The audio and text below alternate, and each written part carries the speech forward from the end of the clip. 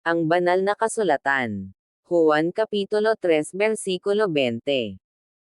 Ang taong gumagawa ng masama ay ayaw sa ilaw at hindi lumalapit dito, dahil ayaw niyang malantad ang kanyang mga gawa. Kahulugan. Juan Kapitulo 3 Versikulo 20.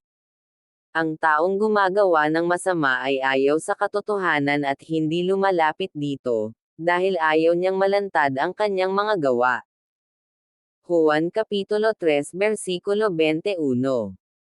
Ngunit ang namumuhay sa katotohanan ay lumalapit sa ilaw, upang maipakita na ang kanyang mga gawa ay naaayon sa kalooban ng Diyos. Kahulugan. Juan Kapitulo 3 Versikulo 21.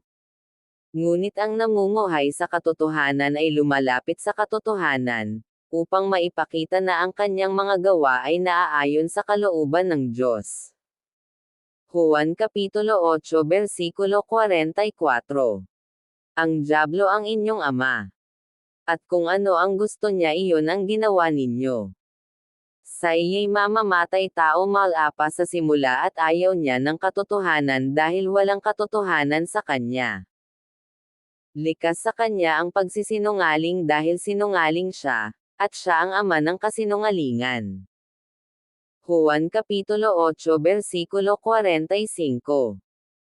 Ngunit ako, po ang katotohanan ang mga sinasabi ko, at ito ang dahilan kung bakit ayaw ninyong maniwala. Juan Kapitulo 8 Versikulo 47. Ang mga anak ng Diyos ay nakikinig sa salita ng Diyos ngunit hindi kayo nakikinig dahil hindi kayo mga anak ng Diyos. Juan Kapitulo 9 Versikulo 39. Sinabi ni Jesus, naparito ako sa mundo upang hatulan ang mga tao nang sa gayoy ang mga bulag ay makakita ang mga nakakakita ay maging bulag. Kahulugan. Juan Kapitulo 9 Versikulo 39.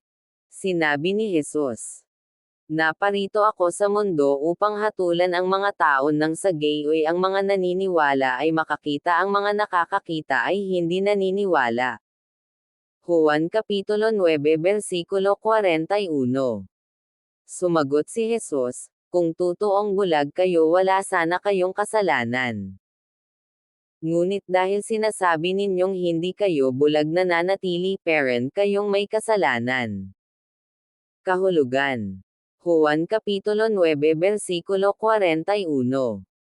Sumagot si Jesus, kung totoong naniniwala kayo wala sana kayong kasalanan. Ngunit dahil sinasabi ninyong hindi kayo naniniwala nananatili parent kayong may kasalanan. Ang kahulugang ito ay parte lang ng aking pagkakaunawa. Kayo na ang humusga kung tama ba. Salamat sa panonood, pagpalain ka sana ng Diyos.